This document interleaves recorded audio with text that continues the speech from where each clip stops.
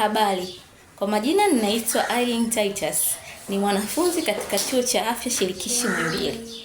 Leo nina habari njema kuhusiana na vimelea vinavyoitwa minyoo. Unaweza ukawa na vimelea vya minyoo lakini usiweze kutambua kama una vimelea hivyo. Ndio maana watu wengi wamekuwa wakichoka, wakikosa hamu ya kula kutokana na vimelea hivyo. Je, vimelea hivyo ni nini?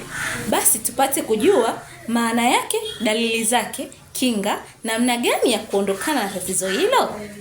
Minyoo ni nini? Minyoo ni vimelea ambavyo vinaishi ndani ya tumbo lako na kula virutubisho ambavyo viko ndani ya vyakula, hivyo mwili huweza kukosa nguvu. Tunawezaje kupata vimelea vya minyoo? Tunaweza kupata vimelea vya minyoo kwa kula vyakula visivyo safi au kula vyakula ambavyo havijapikwa vizuri kama vile nyama ya nguruwe au nyama ya ng'ombe. Kunywa maji yasiyochemshwa vizuri na kuchujwa vizuri.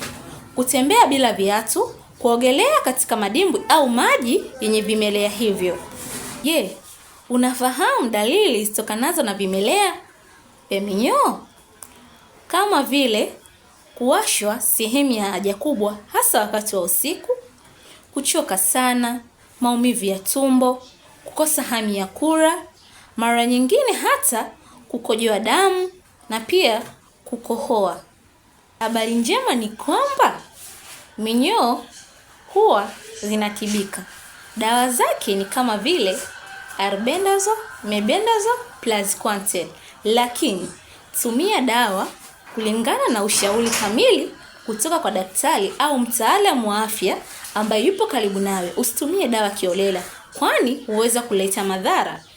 Tusisahau ya kwamba dawa pekee haitoshi. Kwa hiyo yatupaswa kujikinga dhidi ya vimelea hivyo vya minyoo, kama vile kunawa mikono kila baada ya kula na kabla ya kula, kunywa maji safi na salama, kuepuka kuogelea kwenye madimbwi yenye vimelea hivyo. Pia tusisahau ya kuwa kuvaa viatu ni muhimu pia.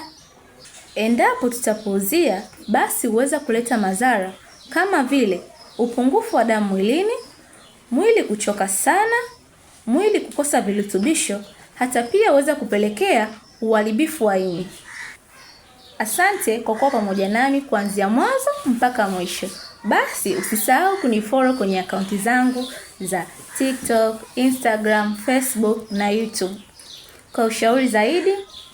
Pia usisahau ya kwamba usafi ni kinga, dawa ni msaada. Jilinde na vimelea vya minyoo leo. Asanteni.